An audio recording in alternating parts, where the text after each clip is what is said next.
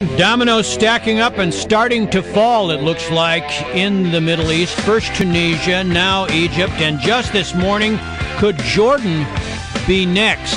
If you listen to a lot of the pundits in this country, most notably George Will, a lot of this grew out of a frustrated fruit vendor in Tunisia who apparently couldn't take it anymore, set himself on fire, and that created a kind of spontaneous combustion of frustrated citizens across northern Africa, kind of a unplanned response. Was it that, or was it part of a seditious strategic plan behind which is the Muslim Brotherhood? We thought this would be a good question to put to Dr. Sebastian Gorka, military fellow at the Foundation for Defense of Democracies and the Westminster Institute, regular contributor to the Grandy Group. Sebastian, good morning. Good morning to you. So let me ask you, is this spontaneous combustion or a strategic plan that has been implemented, documented, and is now being carried out? If you think that the Muslim Brotherhood, organized, created back in 1928, isn't ready for these events and doesn't have a game plan, then you're in for a very, very unpleasant surprise. Well, it looks like we're getting an unpleasant surprise all across the Middle East. But how much do you think they actually created the response that we're seeing now in 3 countries and maybe more? It's difficult right now to forensically prove that they lit the touch paper that has created the fall of the Egyptian government and potentially the Jordanian government. But I don't think that's the important question as to whether they were behind the first events or the first self-immolation. The fact is that they are outside of these organizations, outside of the official power centers. The Muslim Brotherhood is the only alternative because they are a power base. They are ready. They have been preparing. So whoever started the ball rolling down the hill, it's the Muslim Brotherhood that is going to be in the best position to direct the flow of events in the coming days and weeks and to make the biggest profit out of it. All right, I have a question about that, but let me first ask you, what do you think the Obama administration, what do you think the U.S. should be doing right now? Well, I dearly hope that behind the scenes, our National Security Council, our intelligence agencies and the State Department has for months, if not years, had in place our Plan B. Egypt has been a very important asset to the United States after September the 11th, so hopefully we have identified somebody who can replace the current president who has potentially more legitimacy than Mubarak, and we are working closely with that individual. The only problem would be if we haven't got that plan, then we really can't start improvising right now, and we're going to be a victim of events as much as Mubarak is. I would assume that person is not Mohammed al-Baradei. I would doubt it, and I would find that problematic because of the statements made by himself and the Muslim Brotherhood in recent days, that this is an individual who, because of his international standing, being a Nobel laureate, is a perfect cover, a perfect stalking horse for this stealth jihad organization that is the Muslim Brotherhood. Reports out of Jerusalem, and we talked to Carolyn Glick this morning as well, the Israelis very upset that the United States didn't back Mubarak right away, essentially saying, hey, the U.S. has turned its back on one of its greatest allies in the Middle East. Is that fair to say, number one? And number two, do you think that the United States should keep Mubarak in power, or should they find that other person? Well, nothing is really very simple in the Middle East, and the fact is that Mubarak is not a nice individual. He is not a person who reflects the values of this great nation called the United States. However, there is a big problem here. Exactly as Caroline has said, after September the 11th, Egypt did a lot of things for the United States.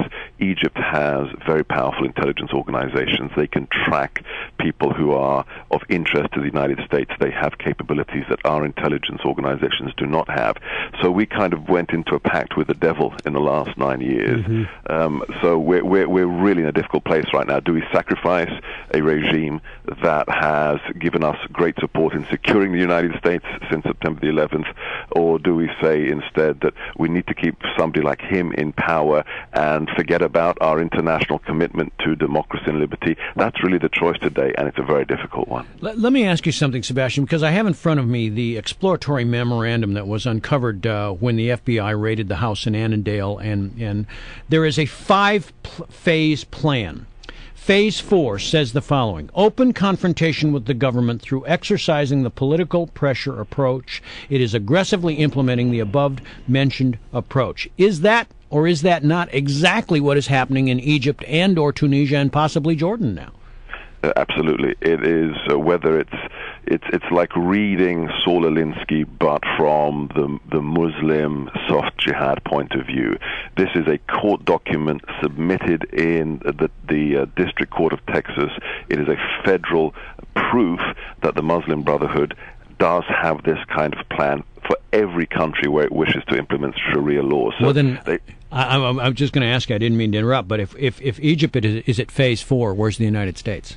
Well, if you look at the initial phases that came out of this court document here in the biggest terrorism financing court case in America, the first phase is covert organization. We are well beyond that.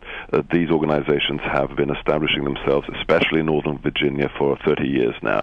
The second phase is the public campaign, when there is an awareness that these people are out there, that they wish to infiltrate government power centers. This has been happening in the last decade, I would say, at least. That would include the media as well, I would assume. Absolutely. Now the question is escalation. We've seen Phase 3 is the escalation, where the media is exploited to put even greater pressure on these issues for cloaking the soft jihad in concepts such as freedom of religion.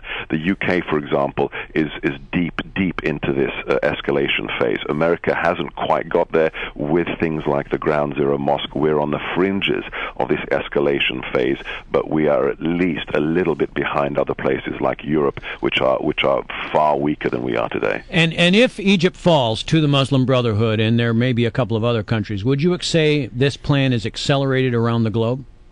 I think it actually is a fillip, absolutely. It proves that the Muslim Brotherhood's 5-phase plan is workable. So you will see other areas, either countries where it is illegal, such as Egypt, or countries like Jordan, where it functions as a political party. Those organizations will be given their marching orders to move into the next phase, because they can see right now, after 80 years, it's finally starting to work. Well, how much support does the Muslim Brotherhood have on the streets in Egypt right now? Well, look, we think that our measurement of these kinds of attitudes can be reflected in polling data. Polling data in the Arab world doesn't really reflect reality. There are issues there of who's asking the question, what's the relationship between the interviewee and the interviewer. So very difficult to tell. It doesn't really matter. It's basically the resistance to Mubarak that is of great profit to the Muslim Brotherhood. So whether these individuals have any idea on the street about this five-phase plan, whether they have any idea who Hassan al-Banna or key ideologues such as Sayyid Qutb are, doesn't really matter. If they're angry, if that anger can be exploited, the Brotherhood will do it. All right, but that means then if we support Mubarak, then that only makes the Muslim Brotherhood even stronger, because then they're going to be able to tell the people on the street, listen, this is who the Americans want. Are you with the Americans, or are you with us? Right. I think supporting Mubarak now is untenable, because he simply cannot maintain his position. He can't push all the blame onto his cabinet. This is really about him. So he's going to have to leave, whether it's through force or whether he goes to the UK or somewhere else. I don't think that's an option for the United States to say, we will support this man. It's going to have to be somebody else. Hopefully it's not al-Baradei. Let me ask you something about the forces in the Middle East that are allying. Obviously, you've got a regime in Iran that is a Shiite fundamentalist regime. I would assume that if the Muslim Brotherhood captured control in Egypt, it would be a Sunni extremist regime. Can those two branches of the same faith coexist in the Middle East? Would they align with one another, or would they go to war with one another? Well, they have existed since after the death of Muhammad, so they've been there for a long, long time. How long, what the relationship will be if there is a very large Muslim Brotherhood, a takeover of a country like Egypt, that's another question. I mean, you have to understand Tehran's vision of theocracy, of its global power play, is very much part of its Shia religion. So in the final analysis, these are not people who can work together closely. They have tactical alliances. We've even seen this in Al-Qaeda between Sunni and Shia.